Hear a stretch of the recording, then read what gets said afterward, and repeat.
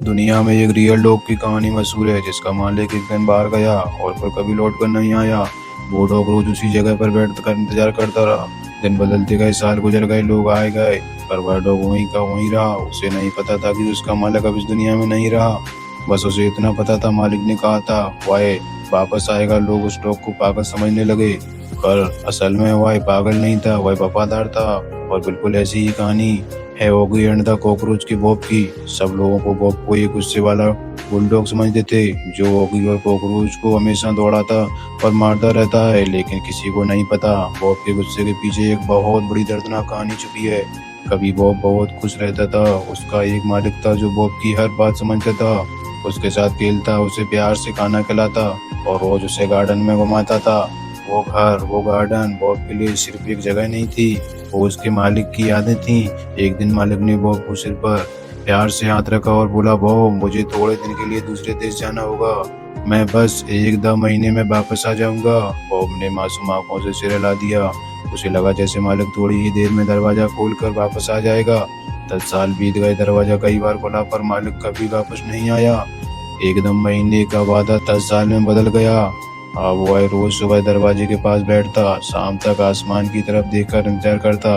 हर दिन उसे लगता था आज मालिक जरूर आएगा, और हर शाम उसकी उम्मीद टूट जाती थी। फिर भी वो अपने घर छोड़ना नहीं चाहा, क्योंकि यह घर उसके प्यार की आखिरी निशानी थी।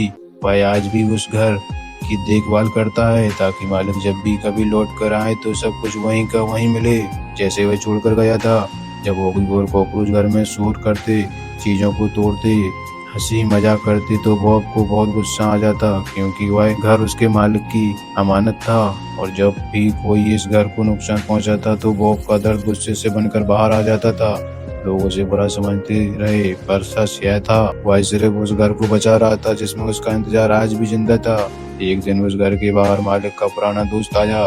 उसने बॉब को देखा और चुपचाप एक एड्स बॉब के सामने रख दिया। धीरे से बोला, बॉब तुम्हारा मालिक कहीं था, शायद अब भी यहीं हो। बॉब ने कागज को सूंघा, जैसे उसमें भी एक मालिक की खुशबू महसूस हो रही हो। बॉब ने पहली बार अपना घर छोड़ा, अपना गार्डन, अपनी यादें, सिर्फ एक उम्मीद के साथ वो निकल पड़ा। बॉब विदेश पहुंचा, उस एड्रेस की तरफ एक एक कदम बढ़ाता गया। दिल जोर जोर से धड़क रहा था, शायद मालिक मुझे यहाँ देखकर नाराज ना हो जाएं।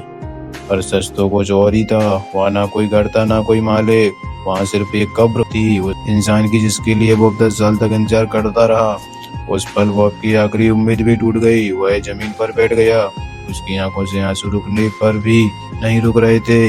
बॉब समझ गया उसने अपने मालिक को आज नहीं खोया, वह तो कब तक जा चुका था। आज बॉब ने अपनी आखिरी उम्मीद खो दी थी।